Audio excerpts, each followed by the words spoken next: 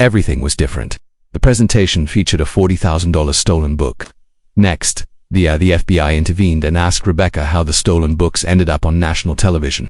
As of January 2015, she disappeared without explanation from the show. No farewell, no formal assertion. We're revealing today what actually transpired behind the cameras and it took so long to uncover the truth. On April 6th, Rebecca Romney was born.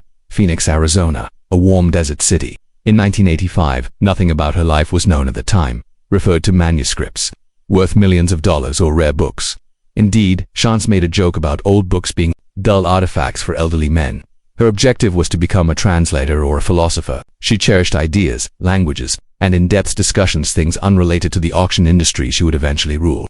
When she was 18, she went to college with the belief that she would live her entire life in classrooms. She had mastered by the age of 2 English, French, Japanese, Latin, ancient Greek, and 5.5 languages as well as some archaic English. She spent 12 hours a day researching in order to teach herself. She once aced a university exam by translating a Greek papyrus from 300 BC. Her abilities would eventually enable her to detect forgeries that might have cost millions of dollars are collected. She studied from 2003 to 2007, Brigham Young University's classical studies and philosophy programs, as her peers opted for more secure majors. Rebecca was occupied with deciphering ancient texts and arguing free will in 4-hour courses. Texts in their original formats. She completed more coursework, achieved a flawless GPA, and received awards upon graduating. Her argument compared to century Greek parts of the Republic of Plato at the time. No one was aware of this peculiar combination of she was getting ready for something amazing with the help of philosophy and ancient languages. She committed a life-altering error. Shortly after graduating in 2007, Rebecca applied for what she believed to be a simple management position at Philadelphia's Bowman Rare Books. However, she discovered she had misread the job posting when she arrived for the interview. It was for an uncommon book specialist, something she had no knowledge of. She nearly left. Rather, despite her lack of experience, she stayed and was hired. They were interested in linguistic proficiency, and that was sufficient. In a matter of months, she was in possession of more valuable books than most homes: Shakespeare's 1623 folio, Isaac Newton's Principia first editions, and a page from the Gutenberg Biblum. She was thrust into a world where a single error may have disastrous consequences. 3 years later, in 2010, she received a promotion to gallery manager in Las Vegas. Her age was 26 by 2013. When he was 29 in the company's history, she was the youngest senior director in that capacity. She had authority over $10 million is raised annually through catalogs, auctions, and private transactions. For a book printed in 1472, her patrons paid $300,000. Furthermore, she wasn't online competent in sales. No one else could see the fakes she was exposing. Rebecca Romney was not discovered by Rick Harrison during a casting call. He was aware already. She started working with Bowman Rare Books when they launched a branch back in 2007 in the city of Las Vegas. By 2010, she was in charge of the establishment. Gold had been run by Rick since 1989, as well as silver pawn, and the realm of antiques and rare books wasn't that big in Vegas. They met at neighborhood gatherings, through mutual relationships, as well as a mutual fascination with history. Thus, when Rick needed someone who was actually knowledgeable about old paper, not just books, but documents, he didn't ask producers to obtain an expert on handwriting or signatures. He picked up the phone and gave her a call. She made her debut on Pawn Stars in 2011 as a result of the call. Not as a TV that is rented personality, but off camera as someone you already trust. Their companionship spec'd following filming. They even went on to dates at once. Fans were also unaware that the specialist in peaceful literature on screen wasn't a perfect fit. She was carefully chosen.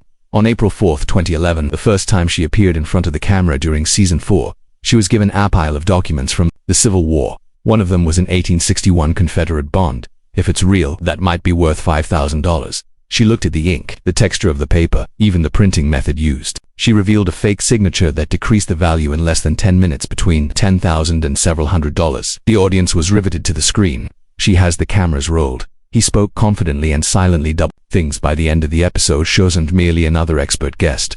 The bookwoman was the one who took the display. The ratings increased by 15%. After that, if the pawn shop received anything composed of historical records, books, letters, or paper, Rebecca was that they called one. She made appearances in over 30 episodes from 2011 and 2020 alongside. During the first 4 years, she had her most active run. During that period, she evaluated a variety of items, ranging from a $2,000 facsimile of a letter sent by Columbus in 1493 to the Declaration of Independence's original broadside, valued at $15,000. She astounded everyone in 2013 by confirming what ultimately turned out to be notes associated with Edgar Allan Poe, concealed within a manuscript deemed useless. She even dealt with the 19th century slave trade documents and clarified how to provide such a profound value to something connected to suffering in the past. She was writing almost 3/4 of the show's paper by 2014. Associated evaluations. She had some difficult calls. She once disproved a hoax. Someone thought a Shakespeare folio was worth $10,000. No, it wasn't. What caused she was unique in more ways than one. It was the way she said it. Rebecca, she never spoke loudly. She never appeared shaken. She could reveal something shocking like demonstrating that a book worth $50,000 was a part of an 1800s counterfeit ring, and yet sound as though she was describing lunch in a composed manner that turned into her thing. Although other specialists made a display of their enthusiasm, she maintained composure and clarity. In 2012, Chumley nearly lost his job because he purchased a book without doing any research. He purchased an autographed copy of Charles Lindbergh's autobiography from 1927 for $500. Accidentally referred to him as Mark Lindbergh. Everyone at the store believed it to be a phony. In fact, Rick stated that if the signature Chumley's next day off would be permanent if he didn't check out Romney. Rebecca stepped in once more. After comparing the signature on a confirmed copy, she pointed out how Lindbergh had, as his fame grew, he altered the way he signed autographs. As it happens, it was real. She tripled the amount Chumley had paid. It was worth at $1,500. Note: in addition to making a healthy profit, it prevented Chumley from losing his job. One small signature made one of his infrequent victories out of a near catastrophe. At a later date, someone claimed to be worth a lot and brought in what seemed to be Revolutionary War bonds. However, when Rebecca looked more closely, the truth was far more bizarre. These weren't groundbreaking. They weren't only uncommon, they were Confederate. They had vanished. These after the Civil War finished in 1865. The documents had disappeared. They were connected to Southern theft. The USS Republic was loaded with assets. In the same year, a ship was destroyed by a hurricane. The wreck was found in 2003, and part of its corroded contents had been cleared out by 2005. That recovered. These bonds, which could have been worth $50,000, were a part of that history. However, they also had legal issues. Selling stolen goods could result in the store closing. In the courtroom, the police were called. Rebecca's thorough investigation kept the store from purchasing something that could have resulted in legal action, demonstrating that history can consequences. Then there was the occasion when someone believed they had struck gold with a Shakespeare's first 1623 folio. Actual copies of the book have brought in millions in 2020. One even brought in $9.98 million. The seller's copy appeared impressive, but Rebecca's inspection revealed the problems. The document didn't mature properly. The ink had some imperfections and appeared overly clean. That authentic books that are 400 years old always have. She thought it might be a hoax. Motivated by the 1619 so-called fake folio, Thomas Pavia and William Jaggard created a deceptive collection. Even though this one wasn't close to becoming valuable, had Rick purchased it, the store could have lost thousands. They avoided one of the most expensive errors in porn stars' history because, to her keen observation, however, at times the objects were equally forceful and as real as they could be. That's what occurred when a first edition of Charles Darwin's On the Origin of Species was brought in. The book was published on the first day, November 24, 1859. It sold out. Just 250 copies were printed. Rebecca recognized it after just glancing at the June 1859 advertisements. The diagrams and the green cloth binding was genuine. It was worth $75,000 to her. Darwin's book had an impact that couldn't be inflated. It permanently changed both religion and science. Even Copernicus and it had not been a shock from Newton.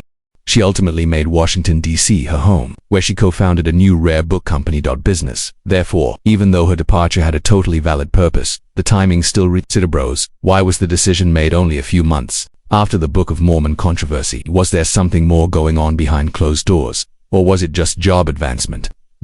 Fans saw her for the first time in 2022, in a unique installment of Shri, returned to the crew of Porn Stars Do America in Washington, D.C., and evaluated one more book from Pirates. Her relationship with the team remained unchanged. She made fun of she made light of Corey, but it only made her protracted absence more perplexing. Rebecca Romney wed a man in 2016 who enjoyed reading as much as she did.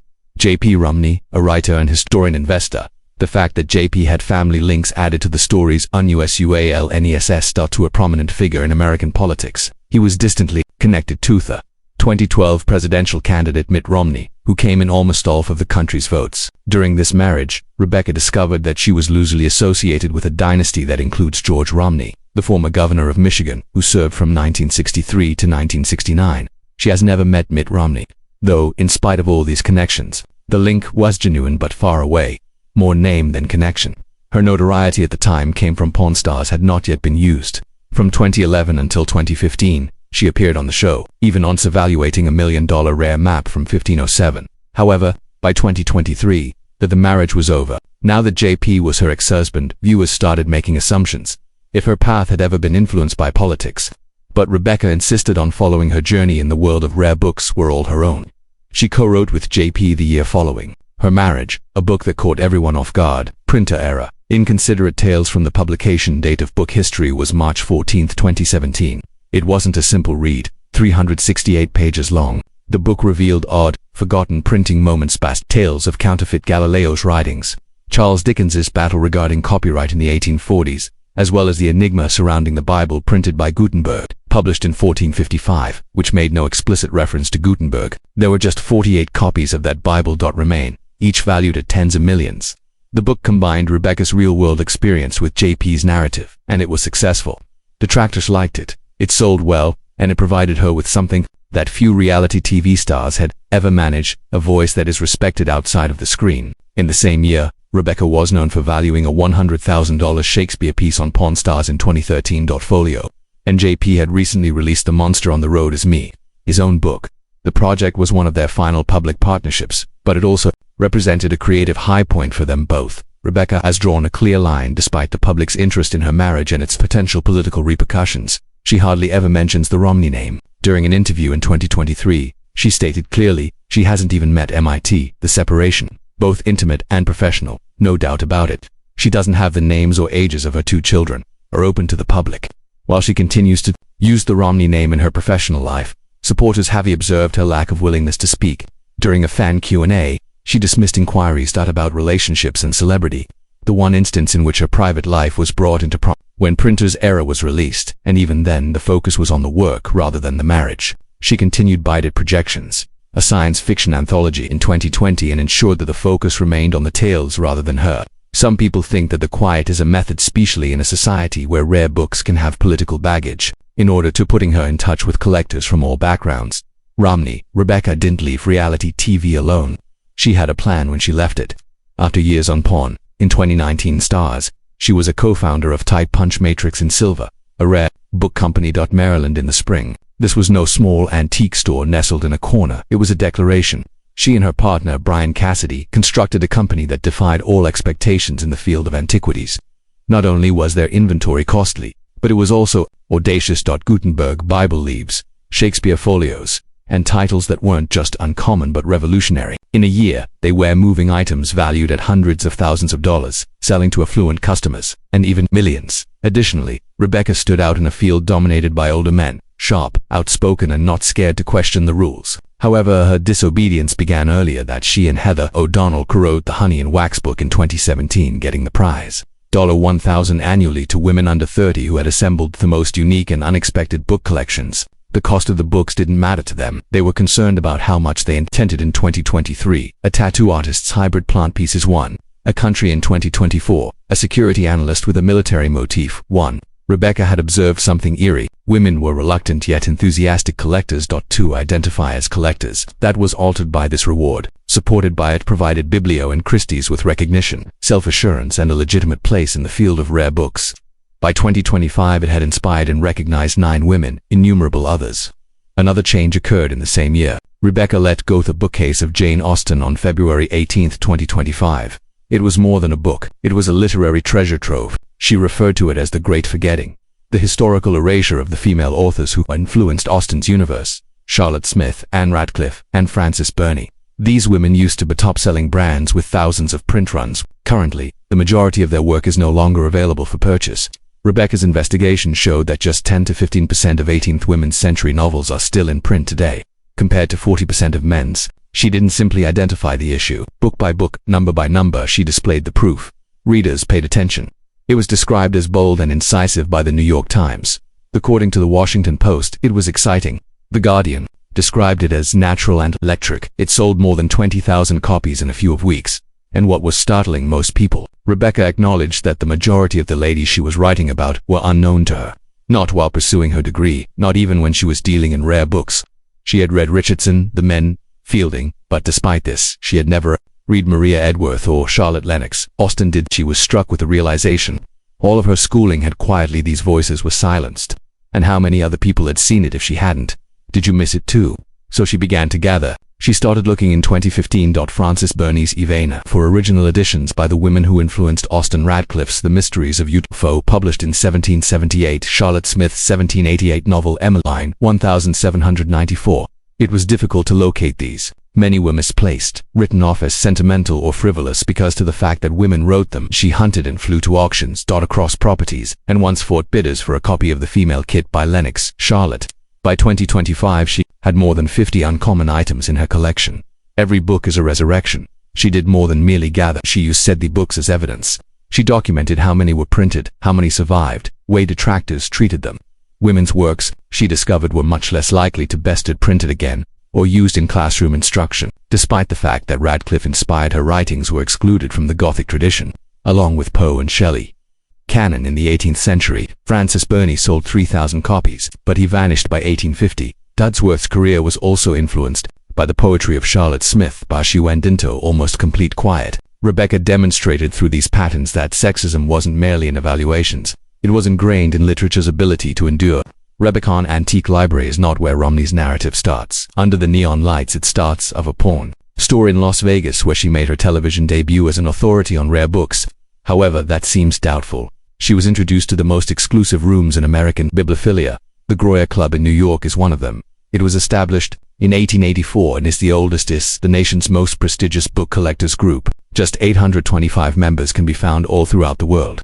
Nevertheless, in May 2025, Rebecca, titled Jane Austen's Bookshelf, Collecting His Investigation, will be giving a talk there. That conversation started in 2023 when she happened upon a Victorian copy of Frances Eve Ina. Burney. Everything changed because of that book. It took her on a journey to discover Thelides who were largely removed from the canon yet, who formerly served as inspiration for Austen. She is actively rewriting literary history rather than merely recounting it. Since 2015, she has become a mainstay of the courses on antiquarian books as well. Annually, more than 100 would-be rare book merchants come to study. Under her tutelage, she informs them the realities that most people are unaware of. The world of rare books isn't always pure. She discusses candidly the scandalous Thomas J.